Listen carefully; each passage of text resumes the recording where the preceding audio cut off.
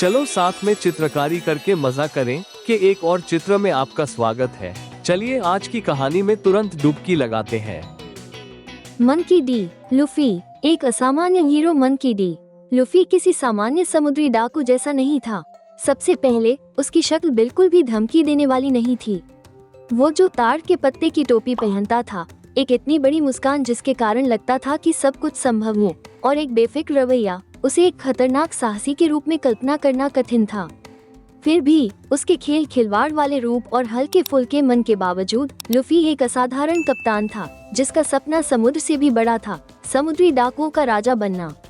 यह असंभव लक्ष्य हासिल करने के लिए उसकी यात्रा वर्षों पहले शुरू हुई थी, जब वो बच्चा था और शांक्स से मिला था, जो एक लाल बालों वाला समुद्री डाकू था, जिसने उसे स्वतंत्रता और दोस्ती के मूल्य के बारे में सिखाया था। शांक्स ने उसे ताड़ की पत्ते की टोपी भी दी थी, जो विश्वास और उम्मीद का प्रतीक थी, जिसे लूफी हमेशा अपने साथ रखता था। एक दिन मैं समुद्री डाकुओं का राजा बनूंगा, लूफी ने शांक्स से कहा, जब समुद्री डाकू उसे छोड़कर अपनी जन्मभूमि से निकल रहा था। उसी पल से उसने ये कसम खाई थी कि वो उस सपने को हकीकत बनाएगा। लेकिन लूफी में कुछ खास था जो उसे अद्वितीय बनाता था। उसका शरीर रबर का था। जब उसने डेविल फ्रूट गोम गोम खाया था, तो उसे असाधारण शक्तियां मिली थीं जो उसे खींचने, मोड़ने और इलास्टिक बॉल की तरह उछलने की क्षमता देती थी। हालांकि इस फल की एक कीमत भी थी। लूफी अब तैर नहीं सकता था, जो एक समुद्री डाकू के लिए एक बड़ी समस्या थी। फिर भी उसकी संकल्पना कभी रुकी नहीं, और कोई भी लहर या तूफान उसे रोक नहीं सकता था। उसकी शारीरिक शक्तियों के अलावा लूफी में एक और बड़ा वरदान था, किसी को भी प्रेरित करने की क्षमता। उसका क्रू इसका एक आदर्श उदाहरण था। जोरो वो खतरनाक तलवारबाज, नमी वो प्रतिभाशाली नाविक, उसॉप वो रचनात्मक शार्पशूटर, संजी वो सजीला रसोइया, चॉपर वो चिकित्सा रेन, रॉबिन वो रहस्यमयी पुरातत्वज्ञ, फ्रैंकी वो साइबोर्ग बढ़ई, ब्रुक वो कंकाल संगीतकार, और जिनवे वो शाही मछली आदमी। ये सभी उसे सिर्फ उसकी शक्ति के कारण नहीं, बल्कि इसलिए उसका अनुसरण करते थे क्योंकि वे उसमें और एक बेहतर दुनिया की उसकी दृष्टि में विश्वास करते थे। नई साहसिक यात्रा का निमंत्रण। यह एक शांत दोपहर थी, जब सभी हजारों सनी नामक अपने जहाज पर सवार थे, जो दुनिया की सबसे मजबूत लकड़ी एडम ट्री से बना था।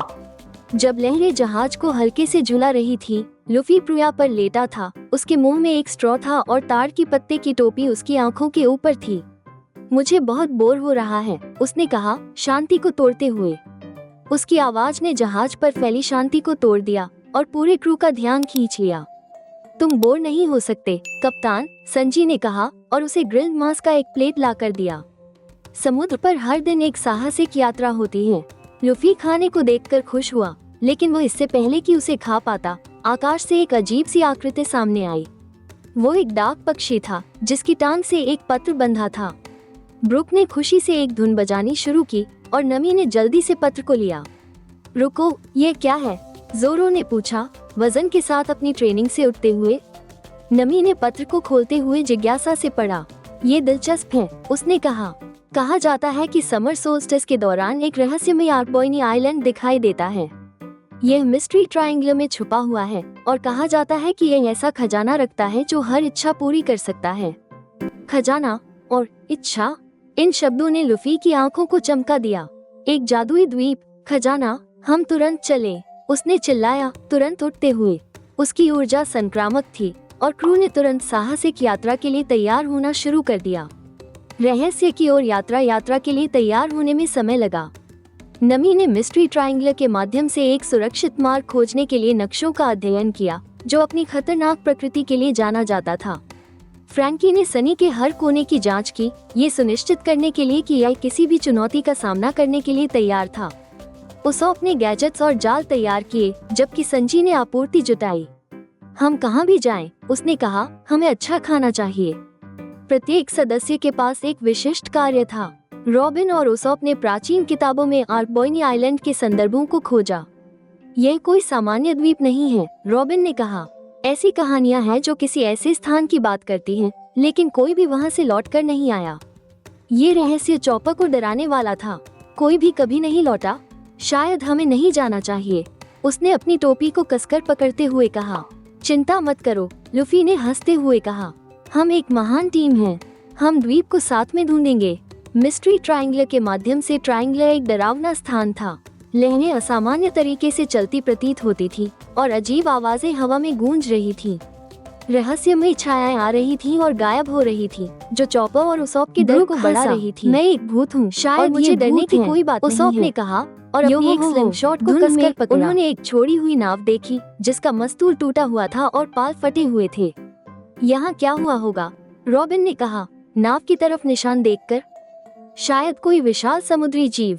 फ्रैंकी, हमेशा की तरह आशावादी, ने खुद को जांचने के लिए प्रस्तावित किया, लेकिन क्रू ने आगे बढ़ने का फैसला किया, उस भूतिया मलबे को पीछे छोड़ते हुए।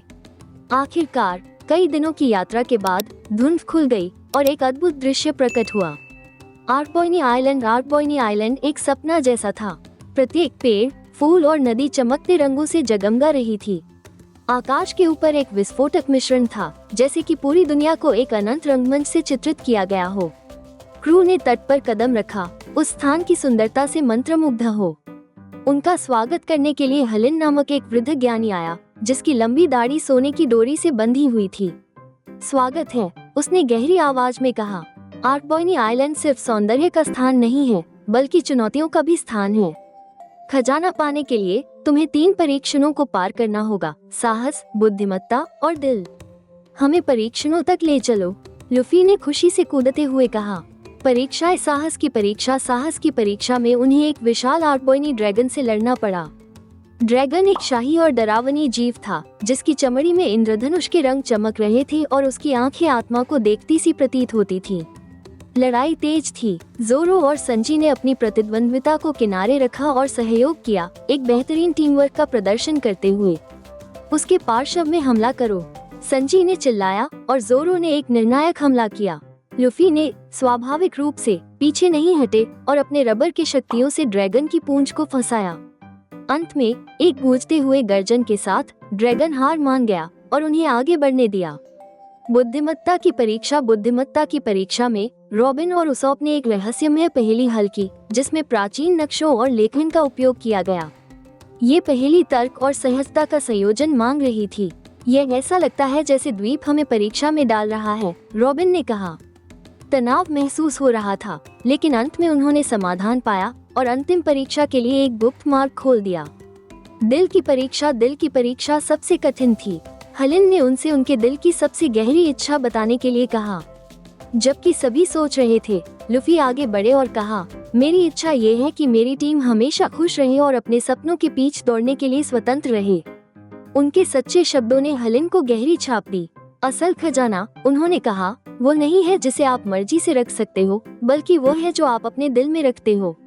द्वीप का खजाना। अंत में हलिन ने उन्हें आर्कबॉयनी क्रिस्टल दिया, जो गर्म और सुकून देने वाली चमक के साथ एक वस्तु थी। ये तुम्हारे बंधन और साहस का प्रतीक है, उन्होंने समझाया। जैसे ही वे द्वीप छोड़ने लगे, उनके ऊपर आकाश में इंद्रधनुष नाच रहे थे, जैसे उन यात्रा करने वालों को एक विशेष सलाम हो जो द्वीप को जीत चुके थे। नई साहसिक यात्राओं के लिए तैयार आर्कबॉयनी क्रिस्टल को अपने हाथ में लेकर और खुशी से भरे दिल के साथ लुफी और उसकी टीम ने अपनी यात्रा जारी रखी, नई साहसिक यात्राओं के लिए तैयार। प्रत्येक सदस्य अपने साथ एक कीमती पाठ लेकर चल रहा था और जो बंधन उन्हें जोड़े हुए था वो पहले से कहीं अधिक मजबूत था। अगली साहसिक यात्रा क्या होगी? नमी ने पूछा। कोई फर्क नहीं पड़ता, लुफी ने हंसते हुए कहा।